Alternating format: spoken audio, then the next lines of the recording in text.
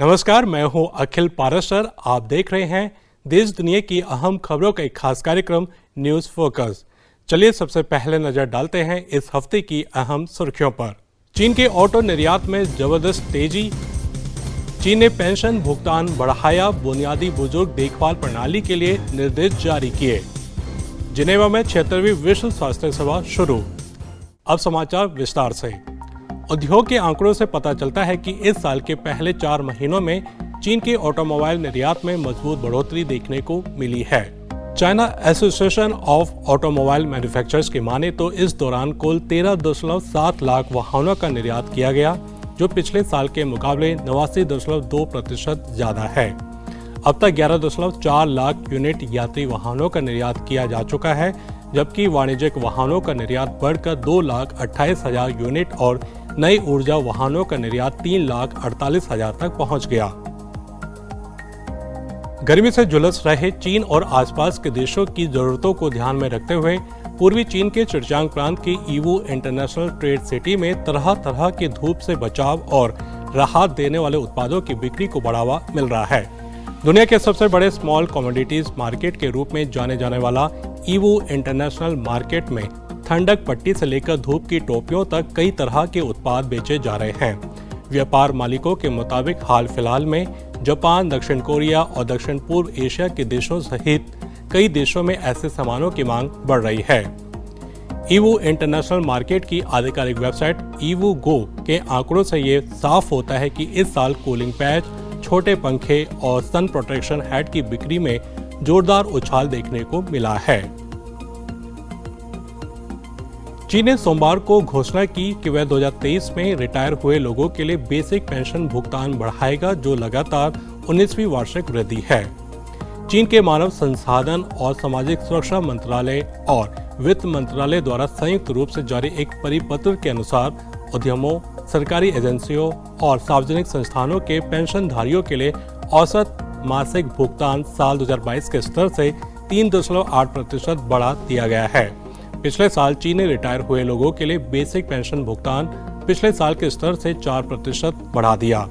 चीन ने बूढ़ी होती आबादी से निपटने के लिए अधिक संसाधन जुटाने के अपने प्रयासों को तेज कर दिया है। आधिकारिक आंकड़ों से पता चलता है कि साल 2022 के अंत तक 60 या उससे अधिक आयु के चीनी लोगों की संख्या 28 करोड़ से अधिक हो गई थी, जो देश की कुल आबादी का 19.8% थी, जबकि साल 2010 में ये प्रतिशत 8.87% था। पाकिस्तान के राष्ट्रीय आपदा प्रबंधन प्राधिकरण यानी NDMA ने कहा है कि देश को इस साल मई से अक्टूबर तक चरम जलवायु घटनाओं का सामना करना पड़ सकता है। NDMA ने सोमवार को कहा कि देश को तीव्र गर्मी की लहरों, बर्फ के पिघलने, भूमि के खिसकने, अचानक बाढ़, जंगल की आग और चक्रवातों का सामना करने की संभावना है। चुनौतियों का सामना करने के लिए प्राधिकरण के प्रांतीय निकायों को तैयार करने का निर्देश दिया। चीनी समाचार एजेंसी शिन्हुआ की रिपोर्ट के अनुसार NDMA ने प्रांतीय निकायों को समय पर सक्रिय तैयारी के लिए क्षेत्र विशिष्ट अलर्ट और सलाह जारी करने का भी निर्देश दिया। बांग्लादेश सरकार ने सोमवार को दक्षिणी जिले भोला में एक नए गैस क्षेत्र की खोज की घोषणा की। चीनी समाचार एजेंसी शिन्हुआ की रिपोर्ट के अनुसार ऊर्जा और खनिज संसाधन राज्य मंत्री नसरुल हामिद ने औपचारिक रूप से भोला के इलिशा 1 को देश का 29वां गैस क्षेत्र बनाने की घोषणा की। हामिद ने कहा कि इलिशा 1 का दैनिक उत्पादन लगभग 2 करोड़ क्यूबिक फीट है। माना जाता है कि इसमें 200 अरब क्यूबिक फीट गैस का भंडार है। इलिशा 1 सहित पूरे भोला क्षेत्र में 3 खरब क्यूबिक फीट गैस का भंडार है। रविवार को 76वीं विश्व स्वास्थ्य सभा शुरू हुई। इसमें जीवन बचाने, सभी के लिए स्वास्थ्य चलाने पर ध्यान केंद्रित किया गया। गौरतलब है कि इस साल WHO की 75वीं वर्षगांठ है।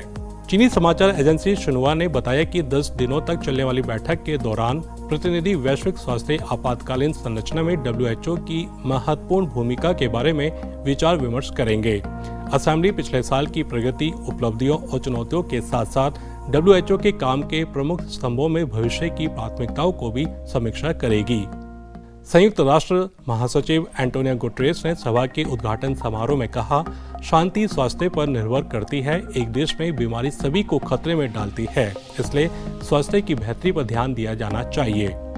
वहीं उद्घाटन सत्र को संबोधित करते हुए WHO के महानिदेशक डॉक्टर टेड्रोस ने उन प्रमुख उपलब्धियों को याद किया जिन्हें संगठन ने 75 वर्षों के दौरान हासिल किया है।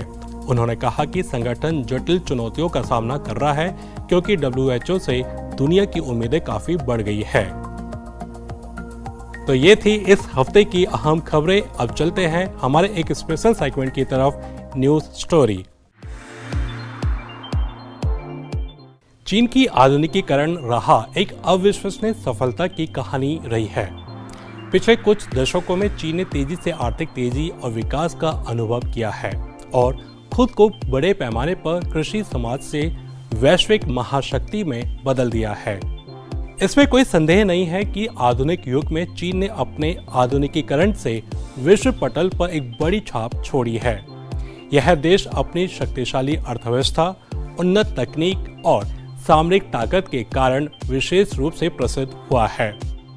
चीनी आधुनिकीकरण ने न केवल चीन के अंतर्राष्ट्रीय महत्व को बढ़ाया है बल्कि विश्व मामलों में भी महत्वपूर्ण भूमिका निभाई है। दरअसल ये अर्थव्यवस्था को खोलने से लेकर विभिन्न नवाचार नीतियों के कार्यान्वयन तक सुधारों की एक श्रृंखला के माध्यम से प्राप्त किया गया है। इसका परिणाम यह हुआ है कि चीन विश्व अर्थव्यवस्था में एक प्रमुख खिलाड़ी बन गया, जो आकार के मामले में अमेरिका के बाद दूसरे स्थान पर आ गया। चीन की आधुनिक अर्थव्यवस्था का एक अन्य फैक्टर डिजिटलीकरण और ई सिस्टम का प्रभाव है।